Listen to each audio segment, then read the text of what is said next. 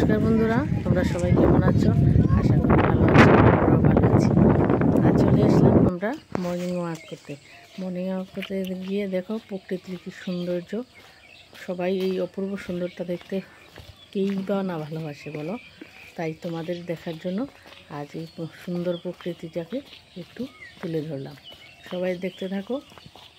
কি সুন্দর নাই দেখো, মাঠ ধান খেতে ভরা, সব ধান গাছ, কি সুন্দর ধান খেতের মাঝে দেখো অনেক বাড়ি আছে। ওরা জানি কতই না ভালো লাগে ওদের এই ধান খেতের মাঝে বাড়ি থাকতে। কত না সুন্দর গ্রামের এই মনোরম পরিবেশ। এই পরিবেশে থাকতে সবাই ভালো লাগবে। যারা শহরে থাকো হয়তো তারা এরকম মনোরম পরিবেশে থাকতে খুবই ইচ্ছে করছে, দেখতেও ইচ্ছে করছে। তো তোমরা দেখতে থাকো। কত বড় একটা লিক বলতে বড় একটা পুকুর।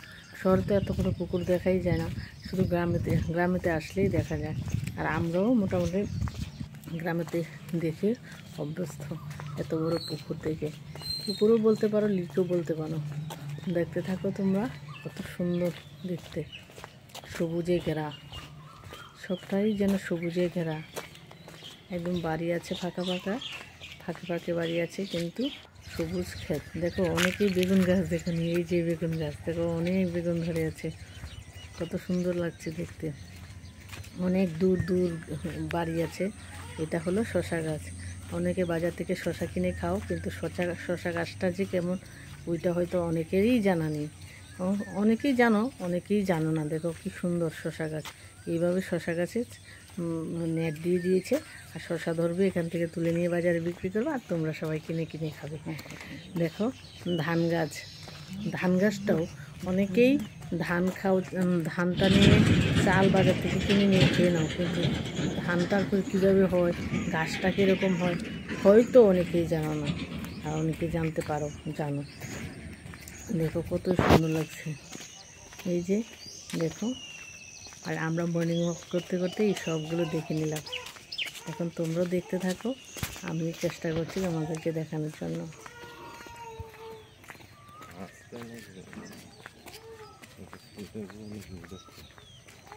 দেখো লচ্ছিম গাছ, এটা হলো লচ্ছিম গাছ। যারা লচ্ছিম বাজার থেকে কিনে নিয়ে খাও, এটা লচ্ছিম গাছ। এটা ছোট গাছটা, এটা লতানো গাছও হয়, বড় গাছও হয়, কিন্তু এটা বড় গাছটা। কুমড়ো গাছ, এই দেখো কি সুন্দর, আকাশটা কত সুন্দর লাগছে, সবুজের মাঝে উপরে আকাশটা কত সুন্দর লাগছে। আর এই ফাঁকে আমরাও হাঁটা শেষ হয়ে গেল, আমরাও হেঁটে নিলাম এই প্রকৃতির মাঝে। কি সুন্দর দেখতে লাগছে।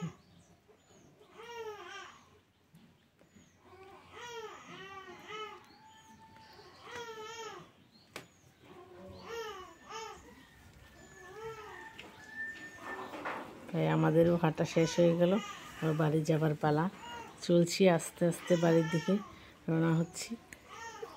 দেখো রিদ্ধি তো কোলেই উঠে গেল। রিদ্ধি অনেক হেঁটেছে, রিদ্ধি আর পারছে না, রিদ্ধির পাপার কোলে এখন রিদ্ধি উঠে গেছে।